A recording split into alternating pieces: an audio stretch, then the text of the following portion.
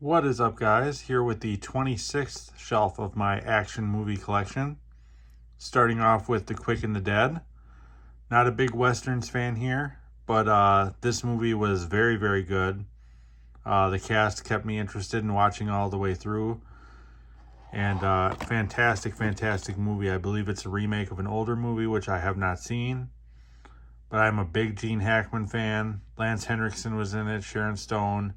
Young Leo DiCaprio, young Russell Crowe. I mean, can't go wrong with this. Gene Hackman in his prime especially. 100% worth checking out, even if you're not a Western fan.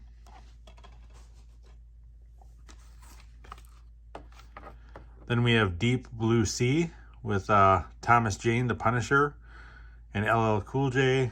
You know, solid cast, great premise for the movie. I know there's 2 sequels to this movie. Whether or not they're actually legit good movies, I don't know. Comment down below if you've seen those, if they're even worth checking out or not. I can't imagine they'd be anywhere near the level of this movie, but maybe if I see them streaming somewhere, I'll have to check them out.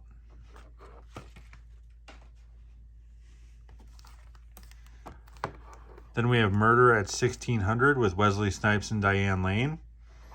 Great political thriller movie here. Wesley Snipes showing he can do more than just martial arts movies.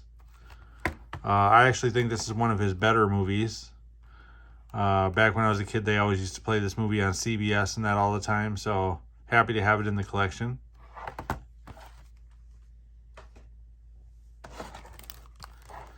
Then we have Lethal Weapon 4. I wouldn't say this is the worst in the series. I think the second one is the worst in the series, at least for me. But, you know, this one seemed to obviously focus a little bit more with Chris Rock and things like that. But still a very, very solid action movie. Throwback to old school action, of course. Absolutely love watching old school action. It's probably my favorite type of movie.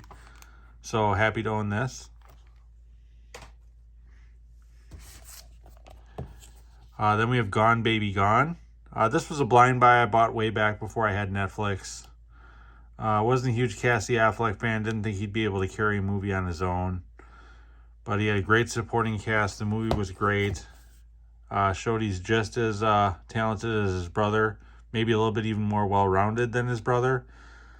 So very happy. You know, Ben Affleck directed this movie too. So solid, solid watch.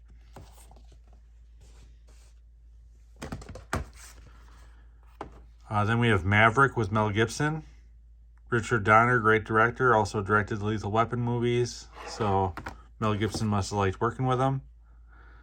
But very solid, another Western movie. You know, not a huge Western fan, but this one not as good as The Quick and the Dead, because it's more of a comedy. But it's okay. You know, okay for what it is.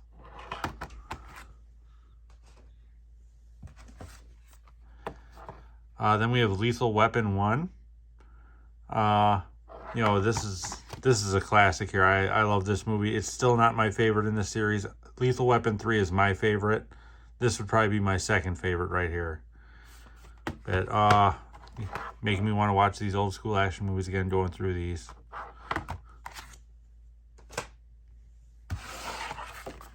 And then lastly, we have Shade.